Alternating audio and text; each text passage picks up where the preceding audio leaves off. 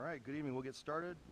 Welcome everyone to the regular meeting of the Planning Commission, Monday, April 8th, 2024 at 6 p.m. in the Norton Young Glove Multi-Purpose Senior Center. Submission of public comment. If attending the meeting, public comment will be allowed by completing a speaker slip and providing it to the commission secretary at the meeting. There's no one in attendance. So with that, we'll call to order. And can we have a roll call, please? Commissioner Barron? Here. Commissioner Berdingham? Here. Commissioner Keith? Here. Vice Chair Van Heining? Here. And Chair Cundiff? Here. With that, we have our staff here this evening. Kelly Lucia, our Planning Director, Celine Sevilla, our Associate Planner, and of course, Yesa Benson, our Commission Secretary. And with that, let's please stand for the Pledge of Allegiance. Ready? Begin. I pledge allegiance to the flag of the United States of America and to the republic for which it stands, one nation, under God, indivisible, with liberty and justice for all. Okay, thank you. And just to go over, we do not have any public comments that were emailed in or sent in. As Yesa made that clear to me. So we'll go to the approval of minutes for item number 1. Can we get a motion to approve the minutes as presented? I'll make a motion to approve the Planning Commission minutes, the action minutes of March 25th, 2024 at the special Planning Commission meeting as presented. Okay, all in favor? Aye. Aye. Aye. Okay, very good. And then on to item number 2. Good evening, Chairman, members of the Commission. Item number 2 is our annual report. It's for our general plan annual progress report and housing element report. These states get, these two reports go to 2 state agencies. They go to the Office of Planning and Research and over to Housing and Community Development. What we're doing is reporting the progress we've made on our general plan throughout the year, and most importantly, HCD is checking in with us on how many units we actually constructed. So every 8 years, we do our housing element update. They tell us how many we need to construct, and then once a year, we tell them how many actually were built. And so it's very minimal, as you'll see from years past. This year, we did not permit a single-family residential unit, not one. The only thing that we constructed or permitted the entire year were 11 accessory dwelling units and 1 junior accessory dwelling unit. So we got a total of 12 new units. We were able to count those as moderate income, which is good. You'll see that our current RHNA cycle at the bottom there of the slide, it comes out to a total of 2,017 dwelling units. We did not make good progress this year. So there are a number of other exhibits, tables, and information within the staff report in front of you. That does conclude my presentation, but I'll be happy to answer any questions you may have. Okay. We'll go with John. I think Kelly's done a great job. I appreciate you and the staff and the work you put in it. Thank you. It was legal in the state of California. Thank you. Thank you. Okay. Mike? I don't have anything. It's a good report. Read the whole thing, and yeah, we're not building, but next year's numbers should come in if we get the rest of the projects going. Yep. That's it. Okay. Mike?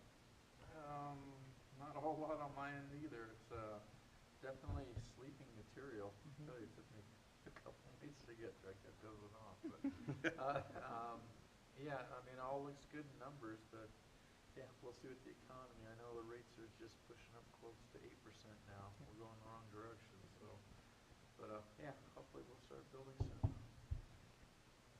Okay. Christine?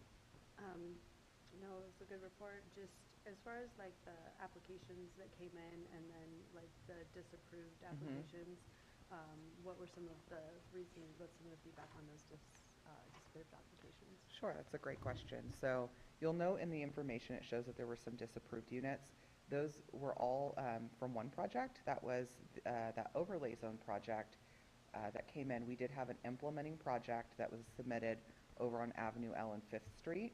That was, of course, denied through the rezone, and so that pushed those numbers down. So we counted the apartment project as disapproved, And then we now have a new revised project that's townhomes.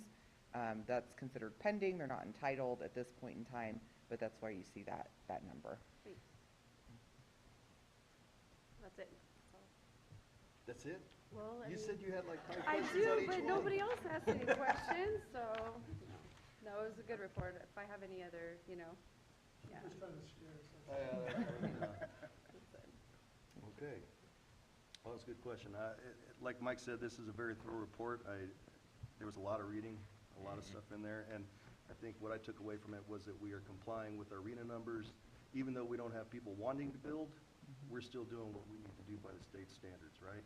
Correct. So RENA is a function of our zoning. We have to make the sites available through zoning, and then there's so much more that goes into land development. So where in years past, like I think in 2020 and 2021, we were doing these same reports and we were saying, oh, we built 250 new units this year. We built 318. Well, those were Singleton Heights, JP Ranch, and Summerwind Phase 1. Those 3 tracks were concurrently. We were churning out permits pretty quickly. And since JP Ranch and Singleton Heights built out, that brought those numbers to 0. Now, Summerwind, Phase 1 built out at 633 lots, and the Phase 2 of Summerwind, which is on the horizon, we're working with the developer pretty consistently to bring Phase 2 to market. There's a ton of infrastructure needed on the west side of the freeway.